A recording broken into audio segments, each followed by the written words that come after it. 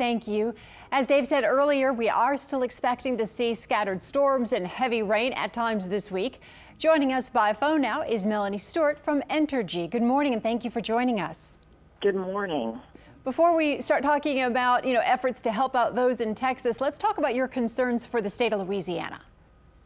So we are affected slightly on the western edge of Louisiana. There's a lot of rain, as you guys have seen with the radar in the Lake Charles, Jennings, Lafayette area. We have some outages in that area, but we have not been heavily impacted. Certainly nothing like what we've seen in Texas. And given what you're seeing in the western part of the state, have you moved local crews in that direction, or are they still all local? So we still have our local crews here. We weren't certain the exact path of the storm and didn't want to remove any of our local resources so that we'd be able to respond if we were affected here. But we have moved resources from the northern areas, Entergy, Arkansas and Mississippi, and a lot of our contractors into both Entergy, Texas, and they're prepared to go into the western part of Entergy, Louisiana. We monitor the weather and crews are on standby ready to respond. So given that we still have several more days of rain, do you anticipate keeping the local crews here as opposed to sending them over to Texas to try to help out? Absolutely. Because of, again, we're not really certain how the storm is going to affect our area, we will leave our local crews here. That's just a precautionary measure. We don't want to remove too many from this area.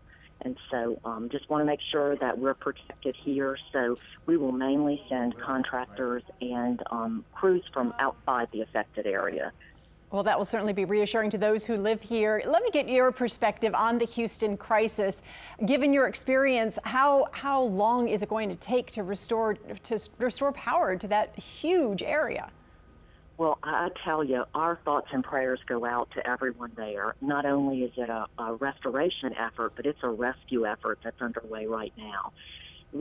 Based on our experience and historical restoration performance, for a storm that size, it can take up to 3 weeks to get power restored.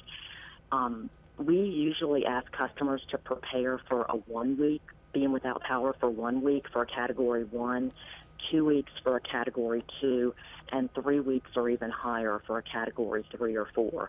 I mean, we know that this, entered the approach land at about a Category 3, 4, and then, of course, it dissipated slightly. But with all of that rain and it just continuously bearing down on that area, they're going to see a lot of damage. If you'll recall, for us, Isaac, while not quite as large as this storm, sat on top of us for a long time. Right. And as you know, you can't even begin to restore power until those winds get below 30 miles an hour. Well, so it takes a while. You said it. Our hearts go out to those in Houston and throughout Texas. Melanie, thank you so much for joining us this morning. All right.